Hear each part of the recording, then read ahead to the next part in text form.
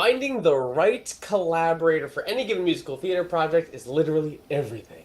You need the right people. And today we are going to be talking with a team that got it right. Right from the beginning. I love these two so much. They've been a large part of our community from the very beginning, from the foundations and upward. And so here we are today talking with Amy Andrews and Julie Richardson all about their collaboration on the musical To the Lighthouse, an adaptation of the novel by Virginia Woolf.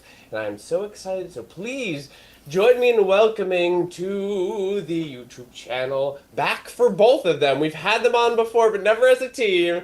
Amy Andrews and Julie Richardson. Welcome, friends. Hello. Hi. So glad to be here. Yay! I'm so glad the two of you are able to be here and to not only just talk about your process in this project, but also about how this magical collaboration came to be and turned into this absolutely gorgeous piece of theater that I've been watching develop over the past few years. Now, I know you've been on before, but the audience may need a refresher on who the two of you are. So would you just give us a little bit about how you identify creatively and what your roles are on this musical? And Julie, we'll start with you. Sure. Hello, my name is Julie, she, her. I identify creatively by day as a mechanical engineer and by night as a musical theater composer and orchestrator. What a classic combination. I like to pretend you put on like your superhero cape to be a composer at night. Absolutely. Absolutely. I love it. And Amy. Hello, everybody. I'm Amy Andrews, and I am a musical theater writer and producer. My work is women-centered, feminist, character-driven stories that inspire audiences to take action. And as you may have guessed from our introductions, Julie is writing the music for To the Lighthouse, and I am writing the book and lyrics. Yeah! And all of you know who I am. I'm M. Ratty, or Michael Ratty, musical theater writer guy, aka your musical theater writing coach. So for all of you who are coming back to the channel today and joining us live, welcome back. Please feel free to interact during our interview today. We are live, so if you want to use the chat to toss in some comments, reactions, questions, be a part of the conversation, that is a beautiful and wonderful thing. Hey, so for the two of you, here's a question. How did this all start? Where did this begin? Take us all the way back. All the way back. Wow. Well, I would say that To the Lighthouse, for me, began back in high school when I read the novel for the first time and fell in love with it. It's one of those, I mean, I'm a reader. I love reading. And it's one of those books that has just stuck with me. And I would reread it every few years and just like every time find something new and delightful in it. And so a bunch of years ago when I was toying with the idea of writing musical theater and thinking about, well, what would I write?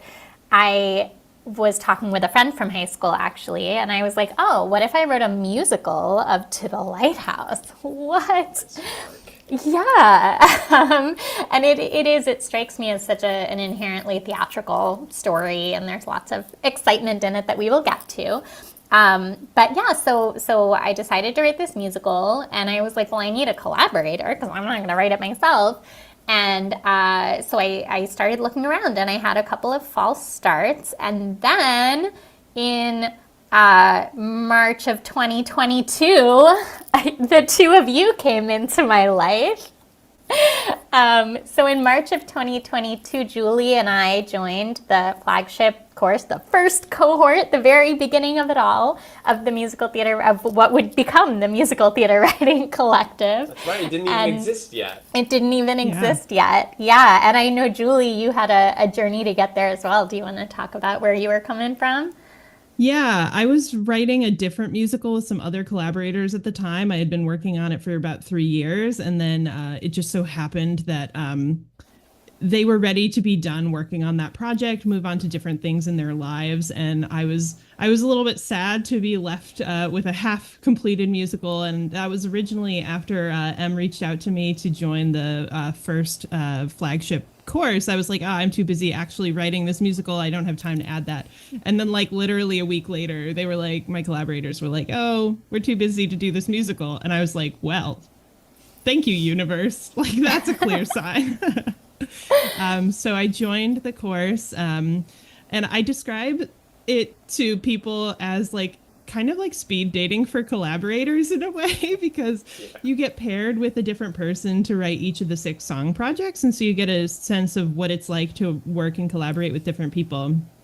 And Amy and I really vibed together. We just had so much fun chatting at our like collaboration sessions. And after the end of the session, I was like, hey, if you ever want to write anything more, let me know. And Really then I was like, well, actually, I have this project I've been kicking around. And so I pitched it to Julie, and the rest is history. But yeah, it really all started in the flagship course. We were paired up to write a character establishment song. And we really just, I mean, sparks flew like creatively. Like we really just immediately clicked, I think, in how we worked together. Our brains just kind of, our processes melded, and I think we were able to create a really special song together. And just the process of working together was so wonderful that we both were like, hey, let's keep doing this. This is good. Yeah, I feel so honored to have been in any way a part of the two of you coming together. It's really lovely. And I say this all the time to people of like, take classes, meet people. That you never know where your next collaborator is gonna come from. And I think it's magic that the two of you found each other and just like clicked like that, and then agreed to work with each other afterwards. It's so fun. So that means that you've been working on this show since summer 22. So yeah, so we started talks about this show in summer of 22, and then Julie had a big life event. Yes, my daughter was born in August of 2022, and I crawled into a hole and did no music for 6 months. Yeah. So a good thing. Like, oh no, go ahead. I just said I'll get back to you, Amy. I want to do this, but not right now. So we started in earnest in about February 2023. I would say January, February 2023. Yeah, and a good thing to know about me and Julie is that we are both parents. We both have little children, so our collaboration is very flexible around that, around our families. That's something that's very important to us. I think it's part of the magic of the collaboration too. The way that, because you two have done so much work. I mean, we're going to cover that, like the extent of the work you've done in the past several years. But the fact that you did it while being parents the whole time blows my mind. And because you both do so much in addition to all the work you've done on this musical and being parents. How do you do it? It makes no sense. A little bit every day is something that I truly didn't internalize before being a parent. I would be like, I'm going to work on this. I've got a free evening. And then I would like goof off all evening and then be like, tomorrow. I've got tomorrow. But like, honestly, like if you're like, I owe someone a song and I literally have 1 hour today. Yeah. Okay. It's happening in that hour. Yeah. It's Moms are efficient. Parents are efficient by necessity because you have 1 hour of a nap and that is your creative time for the day. So either you do it during that hour or you don't do it at all. Yeah, that's like taking the idea of deadline accountability and creative practice and like putting it on steroids. Like, yeah. There is a clock. And that clock is your child who needs you. Yeah. Right, and it doesn't have a snooze button. So it's a combination of that plus the accountability, because I've also had like my own personal creative projects that I'm like not accountable to anyone on, and those have not made progress. But really, like when you are collaborating with someone who's like, I need your music, I need your lyrics, it's like, okay, yeah, getting it done. And I think what's beautiful about for me about collaborating with another parent is that there is the accountability, and there's also like the accountability with grace of like, oh, your child has a fever this week. Like clearly this song is going to get pushed to next week, and that's okay. But yeah, that's been great. And also like shout out to you, Em, because we have very much been writing this show within the context of the Musical Theater Writing Collective, which we'll talk about. But like that accountability of being part of a program and having accountability not only to each other, but also to folks in our writing group and stuff like that has been really, really helpful. Oh, well, thank you. Thank you for saying that. And I love that you're so baked in. I can't imagine the place without you two. Truly, I can't. But yeah, I think this combo platter of the accountability, the deadlines, the creative practice, and also the grace the two of you give each other, like this is such a warm and wonderful collaboration. So, can you take us back to the beginning of the music? Like, where did we start when you started writing? Like, what? How does that look? Was it script first? Did you dive into song work? And I know we're going to share some material here today, so give us a little sneak peek. Yeah, I would say that it was really a story first process. I think when we came in, I had some sort of an outline from a previous iteration, and that's where we started. But what was great was we were able to, and so like I'm on book lyrics, Julie's on music, but we're very intertwined, our processes, and we both, I think, have a really good brain for structure and story.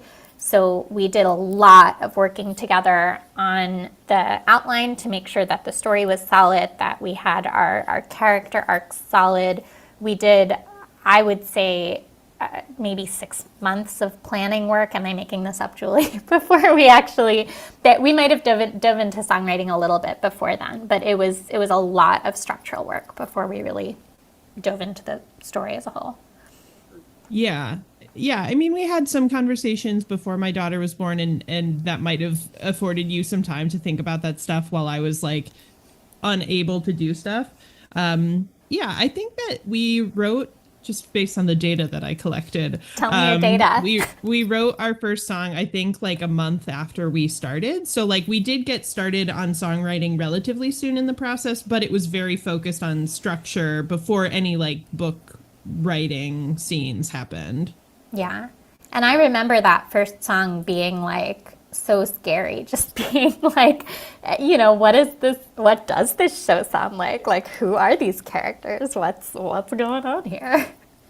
Yeah, absolutely. Especially considering where it's located, and it's a Virginia Woolf novel, so it's not exactly being driven by the plot, it's more character based.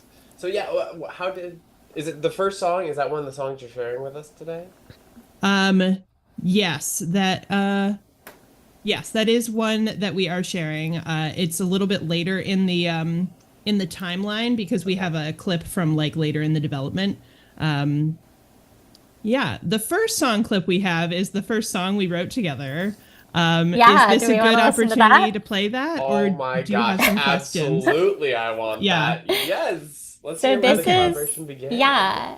So this is the very, very beginning of our collaboration. This is from the flagship course. This is a character establishment song that we wrote for Alice from Alice in Wonderland.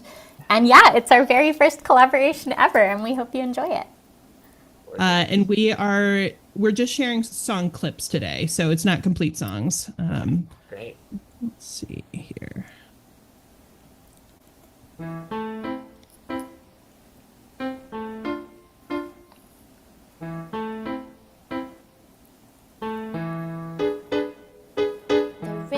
Trickles sluggishly along the shallow banks. My sister reads another boring book. That I could make a daisy chain or stand upon my head, and either way she wouldn't even look. But in my mind the world is full of wonder, strange new friends and fantasies combine. I can't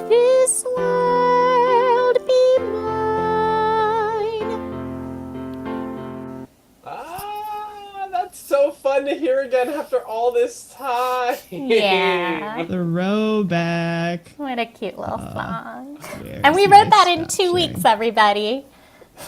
Yeah. That Yeah, was wild. that course is fast and furious. Yeah. I like to tell people it's an intensive little workshop. Yeah. But wow, okay, so I haven't heard this in years at this Yeah. point. So hearing that again, I'm like, oh my God, like all the foundations of your collaboration and the sound that you two make together is right there. That is pretty cool. Like that Yeah. kind of like, magical like movement in the piano kind of a thing that definitely came over to the Lighthouse. Totally. Yeah.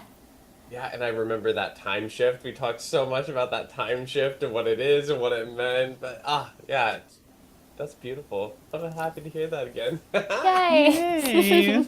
Me too. So you take the course, you begin your collaboration, you hit pause because of baby, and then but you had a first reading.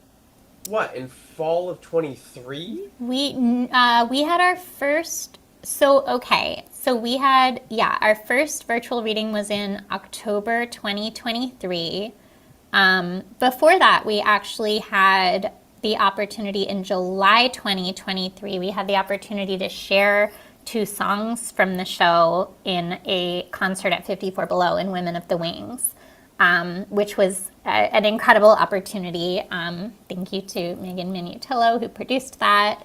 And yeah, we were like brand new to writing the show, and we were like, here are 2 songs from it. Let's put them up on a stage. But it was an incredible experience. We shared our Protagonist I Want song, Lily's Vision, and we shared a beautiful duet that has since been cut called Simple Love Song. And then we were working toward the reading in October, which was very like, pick a deadline and put it on the calendar, and then you'll magically get it done by then.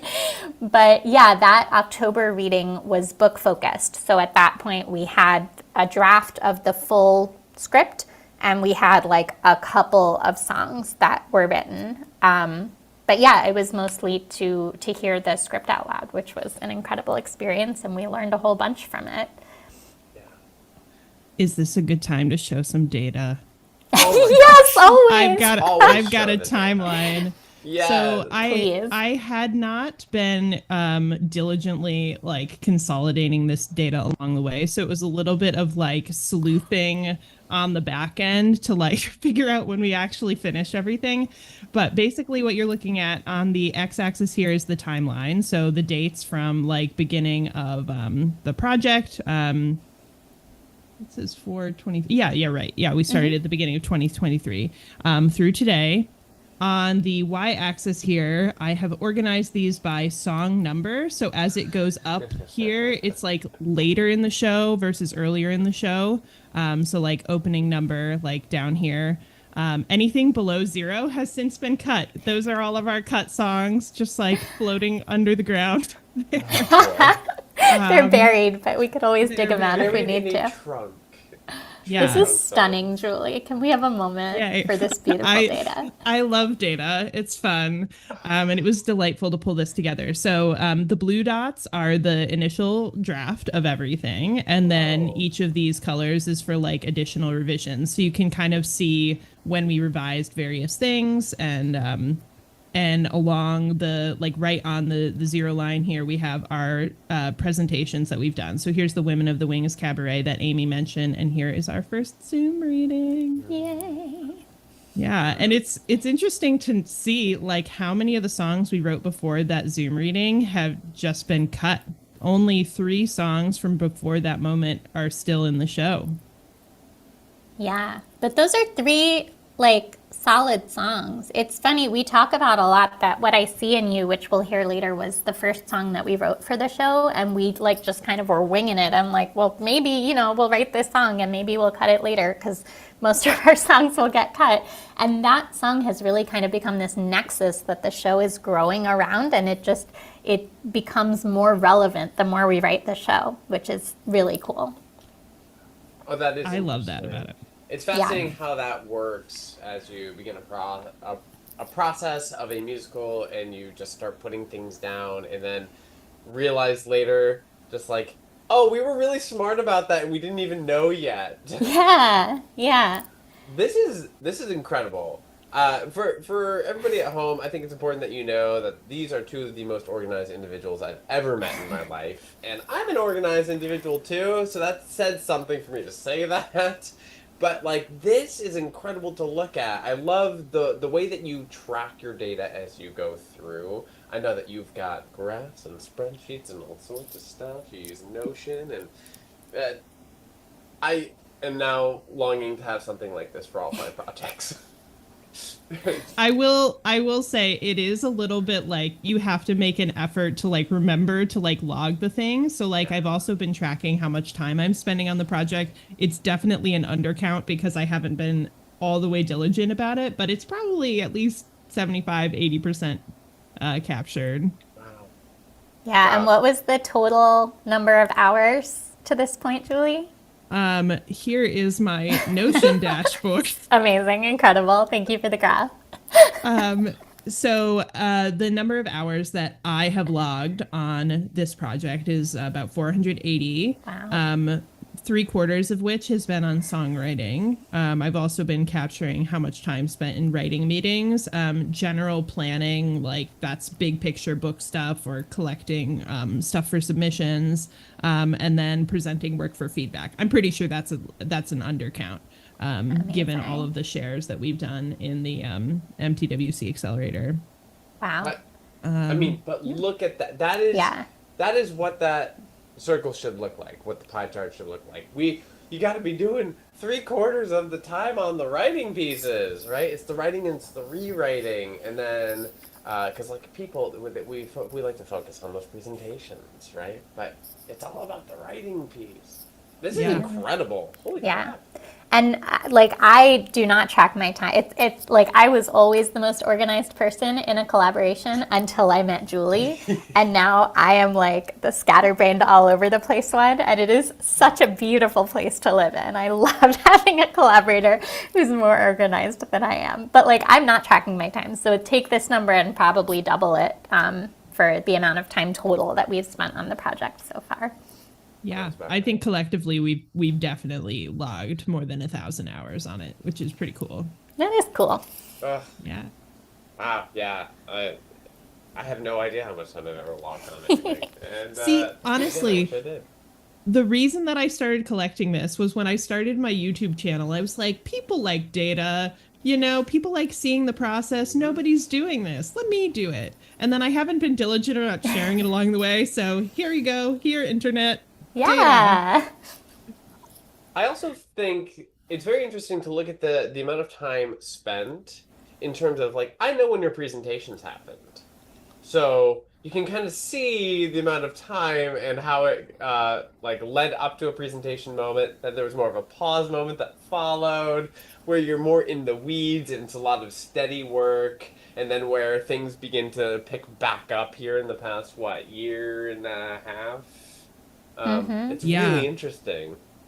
And then I think you can very much see like gaps in like time that we didn't create new songs. Like after this Zoom reading, we just spent like a couple of months like reworking the book, reworking the story structure. Same here, like a gap here. That's just the nature of putting it in front of people. You learn stuff. Yeah. And it takes time to percolate and then to apply it, for sure. Also, I think it is noteworthy how many presentation moments there are here.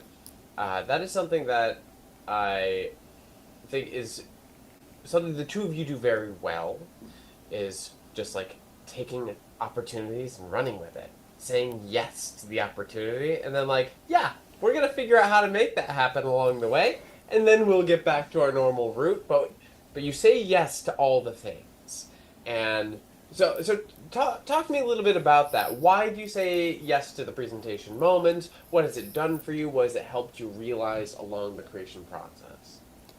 Well, from the beginning of this collaboration, like I said, we've been writing it within the Musical Theater Writing Collective. So we've early on, we were taking advantage of the labs. We've been a part of the Musical Mastery Accelerator that you do, from the beginning. So from the beginning of this project, we've been in this cycle of like, we write something, we share something, we write something, we share something. And it's been really, really helpful and integral to our process to have that constant feedback. Like, we could go into a room and write something and not share it with anyone for a year, but then we wouldn't know how it's landing. And it's, there's always, I think, a bit of a balance of like, we want our voices to be central in the project, but we've found a lot of success in surrounding ourselves with other writers whose opinions we value and like getting their feedback all the time on our work. And what that's led to for us is having this incredible community of people who are really invested in the show and who get what we're trying to do, and who are our cheerleaders as we're like writing new songs, who are showing up to these presentations we're doing. And I think in terms of saying yes to the presentations, like, we're both parents, like, we need accountability, we need deadlines. So like having, we have this cabaret in a month, guess we better get that song written because like they got to sing something. So that's been really helpful too for accountability. Julie, did you want to? I couldn't agree more. I think you hit the nail on the head. Yeah, well, I mean, again, I feel very honored to have been around for this whole process thus far, watching the two of you go through it and all these drafts and the revisions to the songs, the pushing toward the major song moments, maybe the ones that we call beasts in our little accelerator group. It's exciting, and also, you're really hitting on it with that investment piece, when you've got the people who you know, like, and trust, who know, like, and trust you, and are there always to hear the material and to be able to give good, informed feedback because they know what came before. It makes all the difference. And also, I still want to say, you take advantage of all the opportunities, right? I mean, you did a 54 Below concert with Women in the Wings, 6 months into this adventure, less than? Something like that, yeah. Is that one of the videos we have today? Yes, we do. Should we listen to that? Let's do it. So this is Lily's Vision, our protagonist I Want song. So Lily is an artist, and we haven't even talked about what the show's about.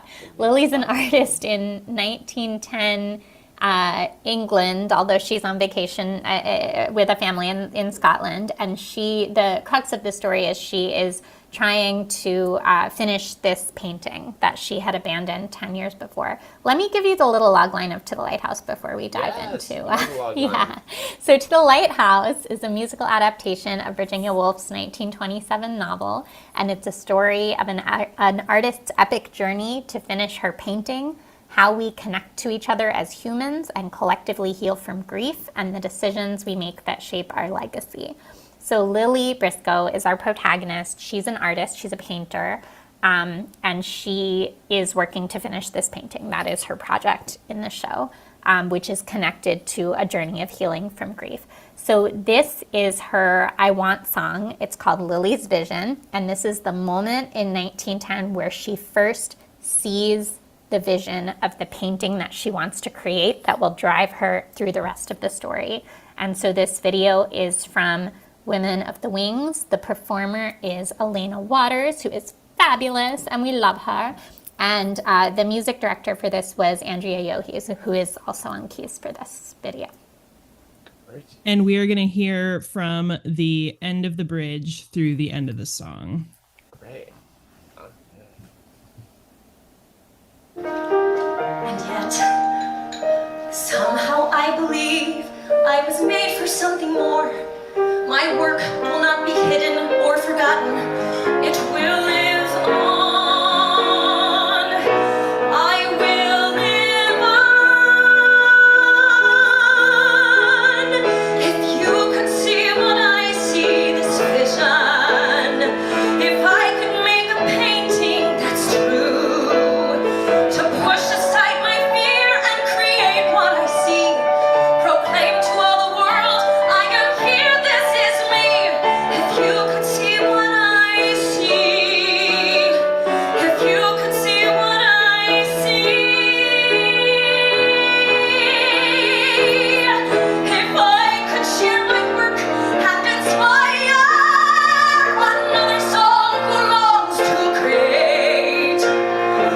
woman who aspires to create on her own, to show her she can do it, that she's not alone. If she could see what I see, this beauty of painting, the life of an artist, my vision.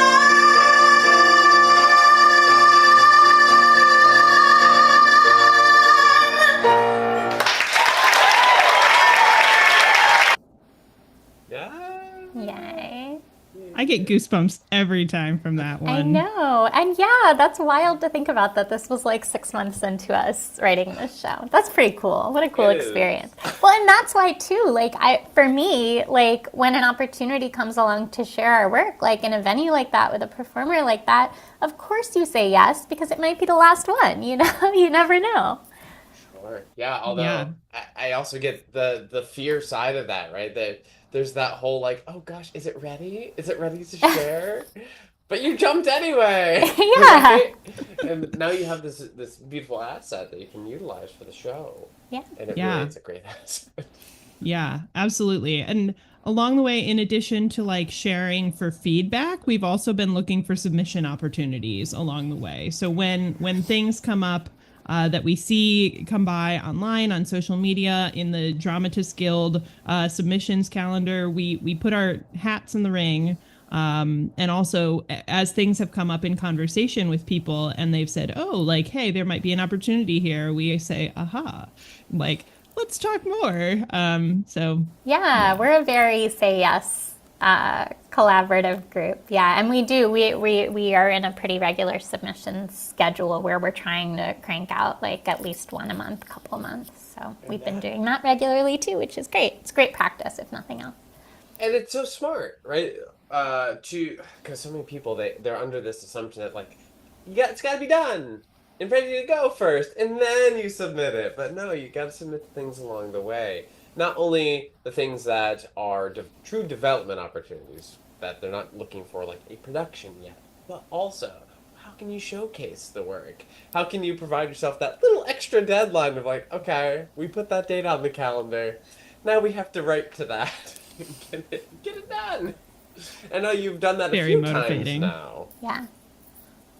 yes, indeed. Yeah. So what came next after that first version and the October 2023 reading on Zoom? Where did you head? So after the October 2023 reading, as Julie said, we kind of went into a hole for a couple of months and did a lot of deep structural work on the story and eventually picked up writing songs again.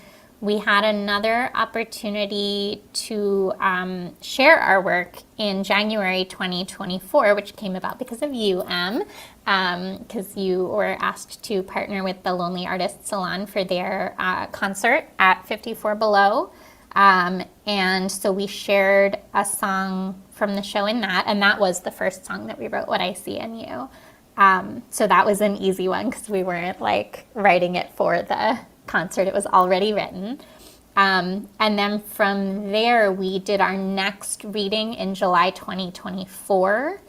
So I have a clip of the What I See in You. Oh, should we listen to that first? Yes. Yeah, we've been Talking talking about it a lot.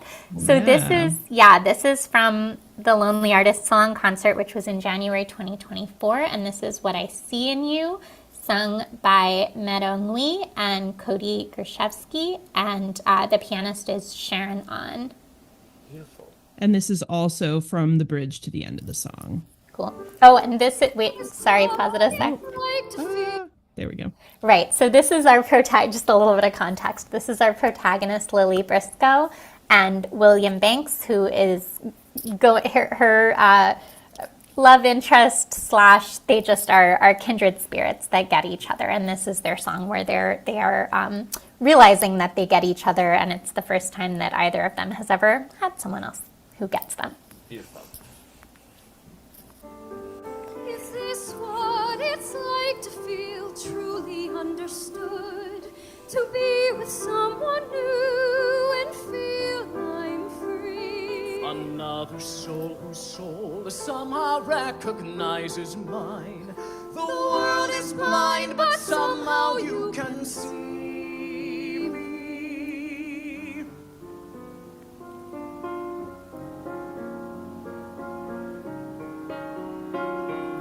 A chance to share my thoughts, A chance to share my art with someone who can understand the deepest yearnings of my heart. An artist, a good man, a strange bird, an odd duck, a brave soul, a kind soul, a a true friend. That's what I see in you.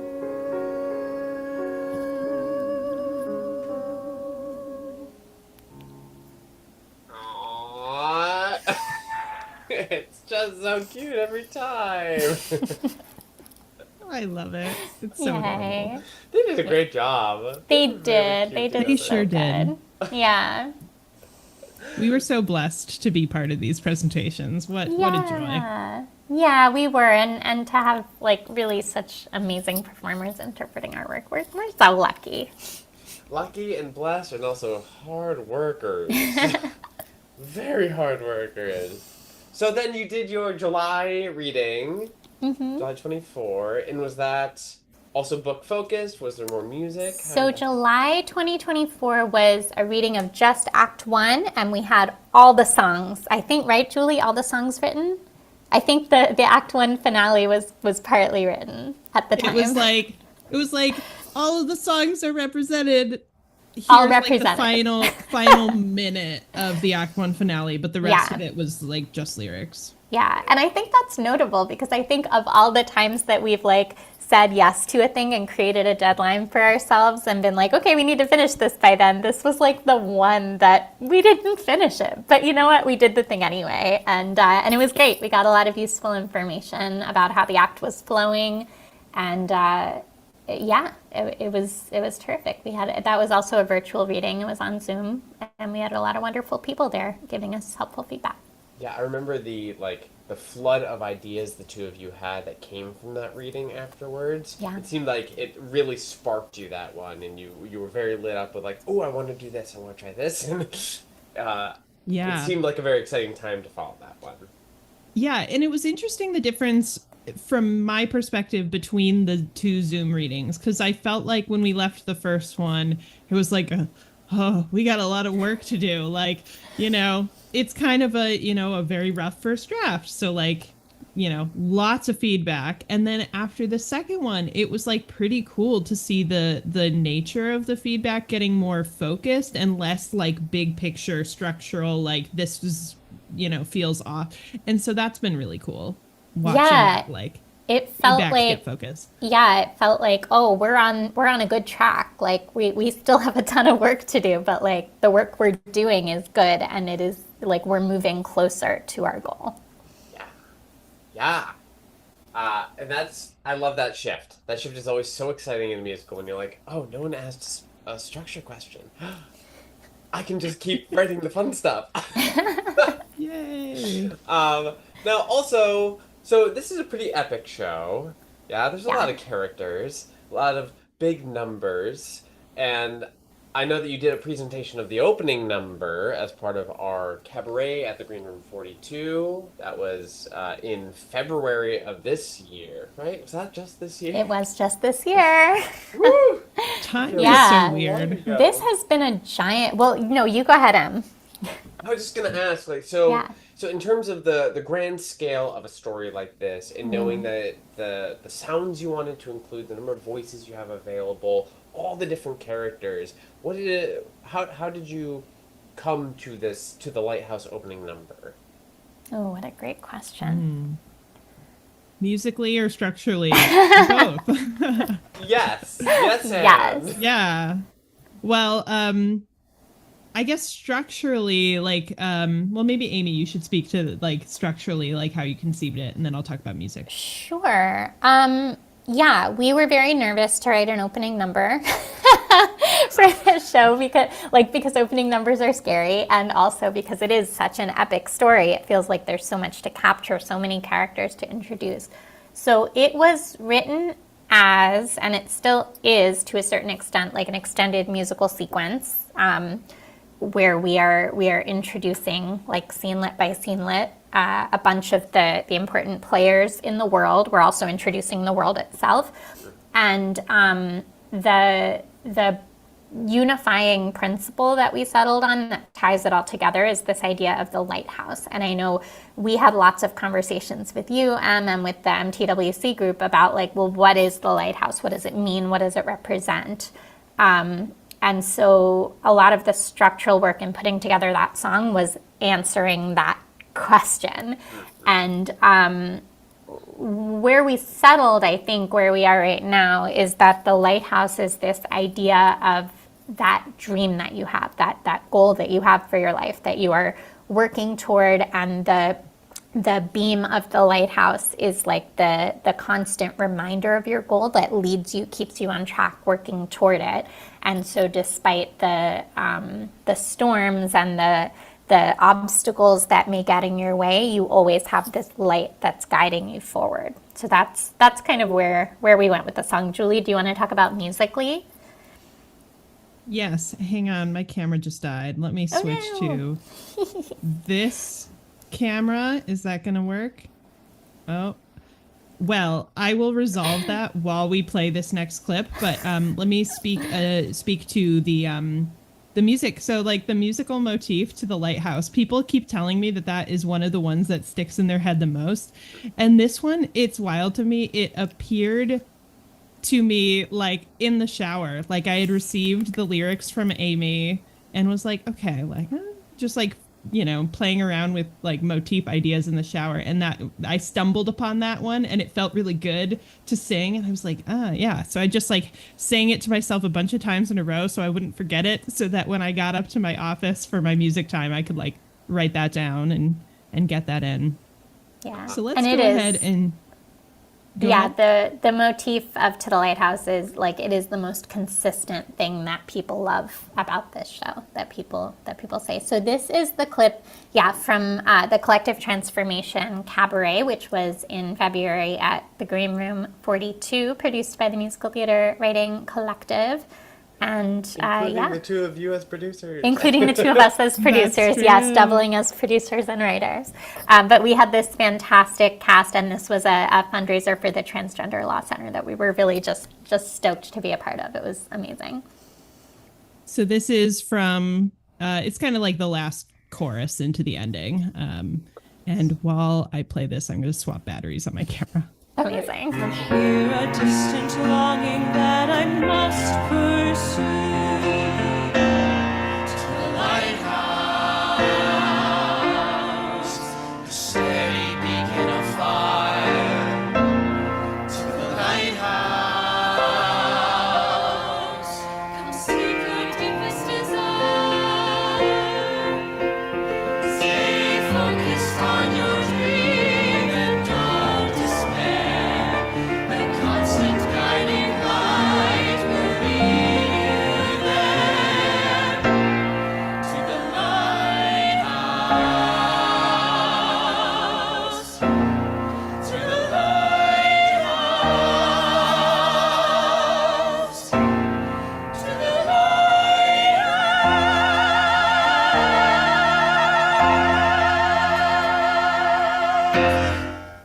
Yay. You may recognize Ratty all the way stage right there. And that great suit. Such a good suit. That was a good suit, yeah. Yay! Yay, you're it's back. Julie. Sorry for that camera window. All good. Live theater, y'all. Yep, Truly. love it. A beautiful piece, a lovely opening number, really helps create the atmosphere of the entire show we're about to follow, the world of these people on the Isle of Skye, and also, I know that's not the only beast in Act 1. In fact, it's not even the one we called the beast. Because, I mean, we're talking about hard songs and group songs. Just a little curious. Would you talk to us a little bit about that Act 1 finale? Yeah. So the Act 1 finale of this show, so it's the whole act is building up to this dinner party. All of the characters in the show are attending the dinner party at the Ramsey home, and it's like the culmination of like all of the characters like wants for the act needed to like get resolved in this dinner party, and we wanted it to be a through song and also have scenelets in it. And like it was, we had a couple of false starts at this song because we were trying to like make it be all that we wanted it to be the first time. And I think that I was getting a little hung up on like, oh, like this, like, yes, these things work, but it's not working musically. Like, how can we shift it? And then like, there were definitely some like differences in like how Amy and I were picturing how the song should flow. And when I like let go of some of the hangups and just let a first draft be a first draft, that's when the song was able to come to be. And it was also driven by an important deadline of a presentation that we just did this summer. Do you have any other context you want to add, Amy, on the Act 1 finale?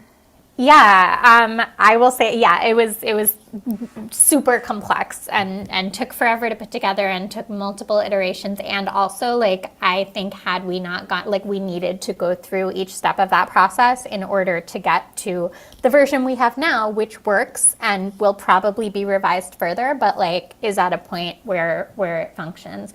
I think the other context for that is it's just like Virginia Woolf as a writer her style is very kaleidoscopic. We're like shifting perspectives between different characters, and we were trying to capture that musically, and that's freaking hard. Yeah, that was the beast. We were going for this, like, I wanted it to be like polyphonic, so you could like layer all these melodies together, and that you could like switch between all these scenes. And the spreadsheet for this song was intense. It was intense, and frankly, I think that I overwhelmed us both with it. I think we overwhelmed each other. But then when we stepped back and simplified, it was really helpful. And yes, agreed, having a deadline was super helpful, which, so this has been an incredible year for To the Lighthouse 2025. We did the Collective Transformation Cabaret in February. Then we also had the opportunity to present the show at a salon in April. We presented 4 songs and just presented about the show. That was incredible. Thank you, Em, for that opportunity. And then this July, we were so lucky to get to do a developmental reading of Act 1 at the American Musical and Dramatic Academy in New York as part of their Summerfest New Works program. And it was awesome. We worked with a group of 13 AMDA conservatory students and a professional director who happens to be my husband, Keith, and amazing music director, Ed Goldschneider. And everyone at AMDA was so supportive of the work. I'm an alum, so that was also fun to be able to go back to AMDA and present my work as a writer there.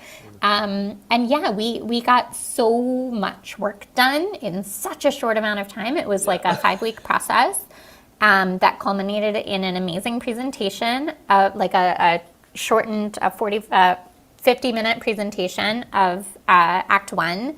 And like, I'm just so freaking proud of it. It was such good work. We sorted out so many things about the show. It was so special to get it up on its feet and to see it. And AMDA really supported us with these beautiful costumes and props and lighting. And it was like way bigger of a presentation than I think we had thought it was going to be.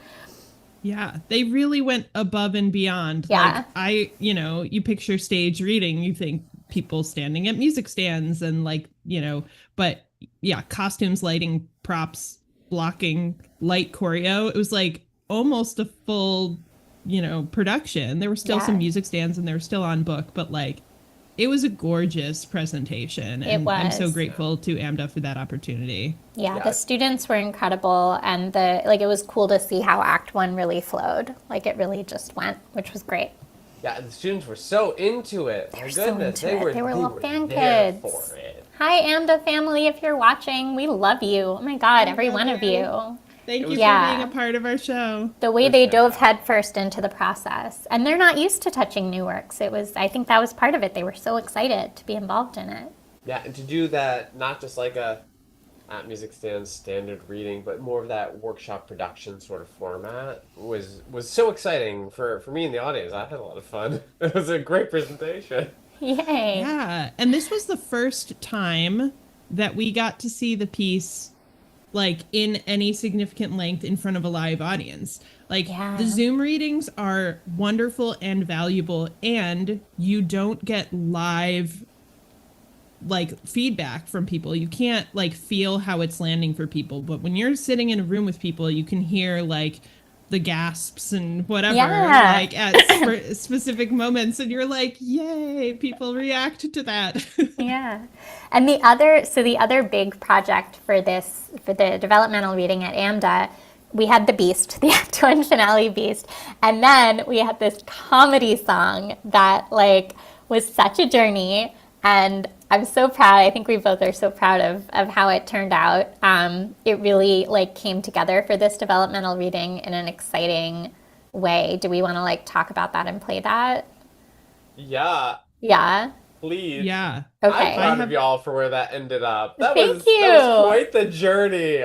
Yeah. So for background, this is Mr. Ramsey, who's the patriarch of the family. He's a metaphysical philosopher, and so this is him and his philosophy buddies singing a comedy song about metaphysical philosophy.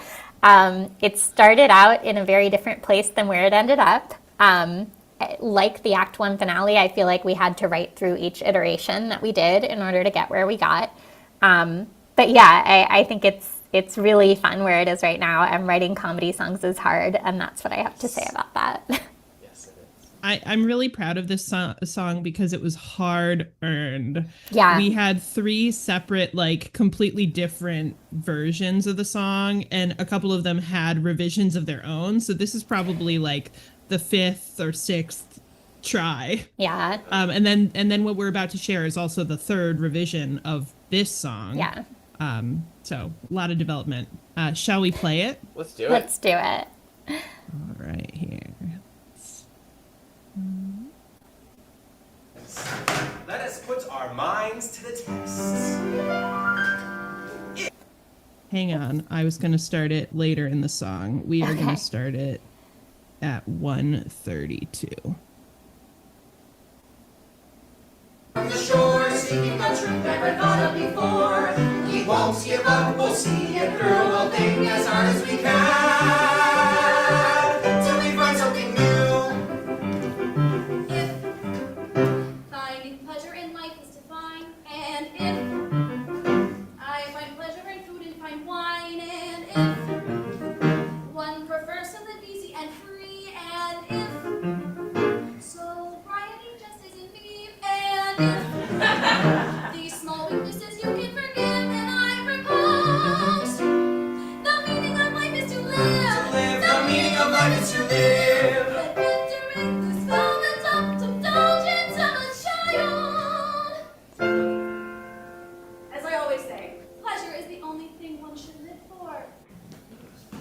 My friend, that's Oscar Wilde. Another round! How can we find a new idea when everything new has already been found? We exist. Existentialism, free will. That's determinism. Life has no meaning. Socius, nihilism. And we seek meaning. That's absurdism. Stoicism, idealism, materialism, rationalism, intellectualism, egoism, Alcoholism. gentlemen. So fun. It is a rollicking good time, that one. Yeah. And shout out to the incredible students at AMDA. Like, what a gorgeous presentation that was. Yeah. They took it. They really ran. Yeah. I sure did. So you did that this summer. We did What does that. that mean for your next steps? Where are you two headed? Well, currently, Julie, yeah, you go ahead, Julie. Yeah. So we have some feedback. We have been digesting it. We have identified our how we're going to restructure the show moving forward. We have Act 2 songs to write. We had previously, before the AMDA Summerfest opportunity, intended to focus on finishing Act 2 because we had focused all of our efforts up until that point on Act 1. But then when Summerfest came along and it was like, okay, you're developing a section that's written, we said, okay, well, let's come back to Act 1. So we are resuming our work in Act 2 where we left off, and we also have some rewrites to do in Act 1. And we have a hard deadline because my family is expecting a new baby in February of 2026. Yay. So back to our things that are motivating, hard deadlines. Yes. So we have a hard deadline to finish the at least a first draft of all of the songs in the show, ideally by the end of this year, definitely by the time the baby comes. And then the plan is that for the first 6 months or so of 2026, I will be working on structure and book things to incorporate the feedback we've already discussed and the plans that we've already made, while Julie focuses on spending time with her family and her newborn baby. Yeah, it's very exciting. Yeah. It feels so exciting to be within throwing distance of the complete score. This has been the elusive thing that I've been wanting. And the first musical I wrote, I finished in 2012. And the second musical never got finished. And so this will be, 14 years, from the last musical I finished to this. Yeah, it's wild. Yeah. What a journey. What a journey. And what's exciting about it is a lot of things are exciting about it, but because of the way we've been writing and sharing and getting feedback and rewriting, when we get to that point of having the first full draft of the whole thing, we'll already be in a really solid spot. Act 1 is, I feel it in a very solid spot right now, and Act 2 is coming right up. So it's exciting the progress we've made in the last 3 years, and stay tuned because we're going places with this show.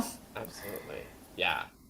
It's a very exciting time, and the deadline just adds to the excitement. And then onward, you two will go, and the show will be in a great place by then. I'm excited for you, and again, feel so honored to have been a part of the journey the whole time. Thank you for having me. Thank you for having us. Grateful for So grateful. You're part of our journey, and we are delighted to know you as a human and to get to be on parallel creative journeys with you. What a joy. Yeah, what she said. Yeah, the friendship that comes along with the relationships here too. We're friends in real life, we promise too. And also we do this. So as we wrap up here, I'm just curious to hear one piece of advice from each of you I know, this is surprising, tell them about this, about collaboration. If you could offer one thing to everyone else out there who's looking to collaborate for the first time or who's in a collaboration, what would you offer?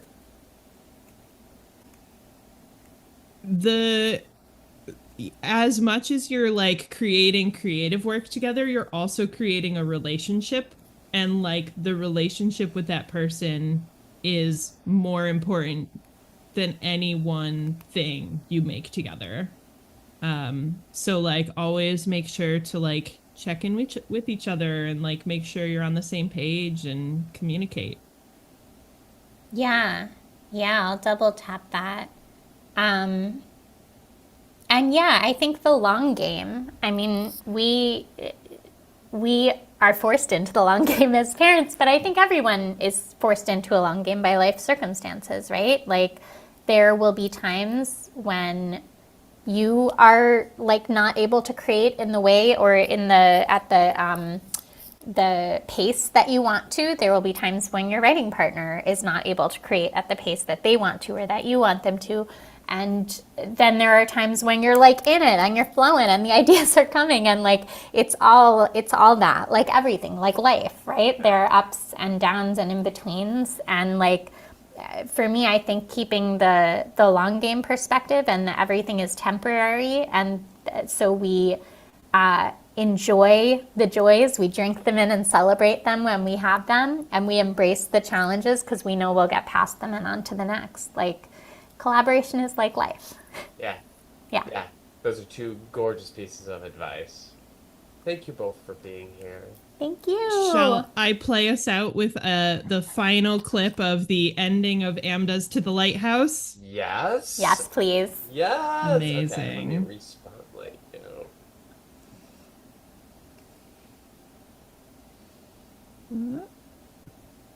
The jazz, I hear a distant calling that I must pursue. To the lighthouse, a steady beacon of fire. To the lighthouse, come seek your deepest desire. Stay focused on your dreams and don't despair. The constant guiding light will lead you there. To the lighthouse, to the lighthouse, to the